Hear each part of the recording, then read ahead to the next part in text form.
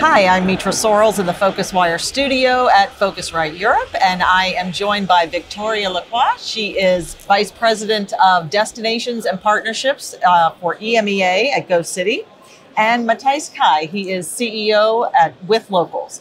Thanks for joining us.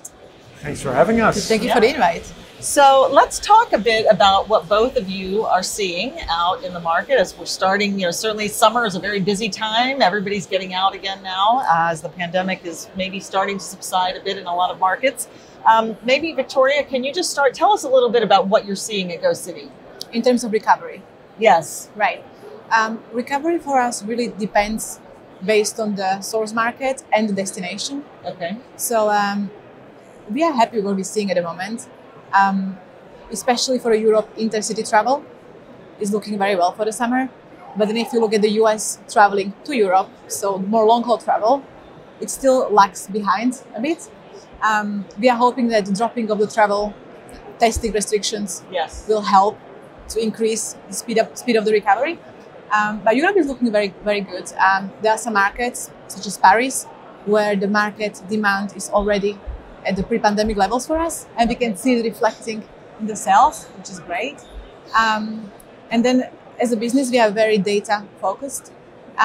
We monitor the demand and the signals, and based on those signals, we make strategic investments in different markets. A good example would be Barcelona, where we did big investments. We've been doing investments to accelerate the growth of the market.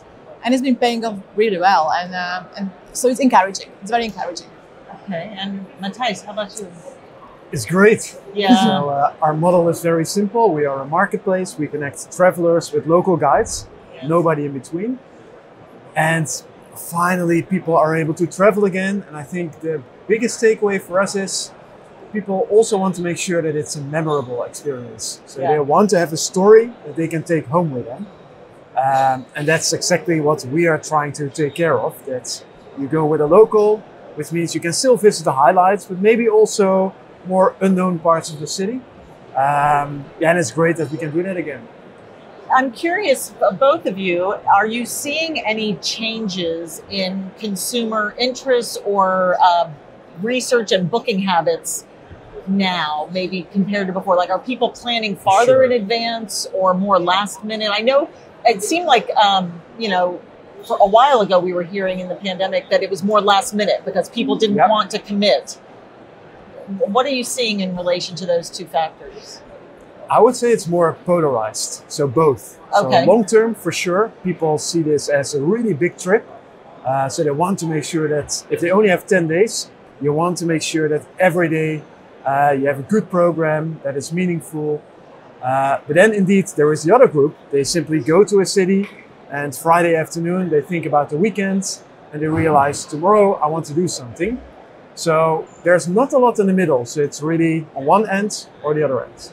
Would you say, are you seeing? Yeah, it's similar. We have different ranges of travelers. We still have both polarized types. We have the middle types as well. What we've seen as big upside for us as a business is that people are not just eager to get out there, but they're eager to really make the best out of the destination. Yeah. And that's where our passes work well, because we are giving customers access to multiple attractions on the trip. So that's for us, that's what's been very encouraging for us post-pandemic, for sure. Okay. Let's talk a bit about technology and any potentially new ways that it's being used for either of you.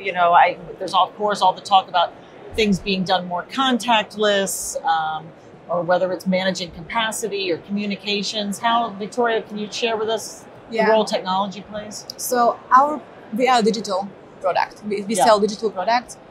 So it's all contactless, all COVID friendly in that way. I think that technology, especially the time ticketing and reservation, is one of the most important questions, most discussed question in the travel industry at the moment.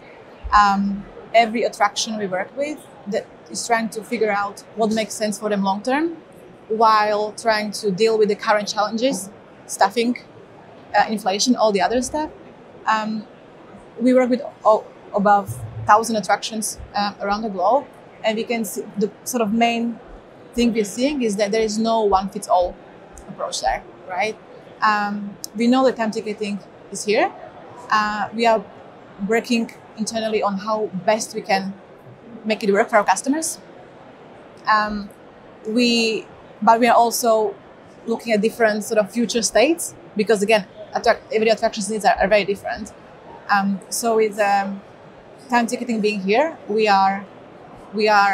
want to be valued partners to our attractions, and we are going to support them and follow what needs to be done, and we're going to work with them.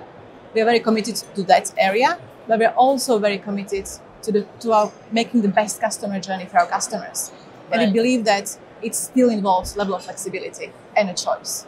So I think it's finding that healthy balance between what needs to be fixed and what should still be flexible. Right. And being very customer-minded, customer-centric. Right. That's sort of how we are perceiving the whole technology topic at the moment.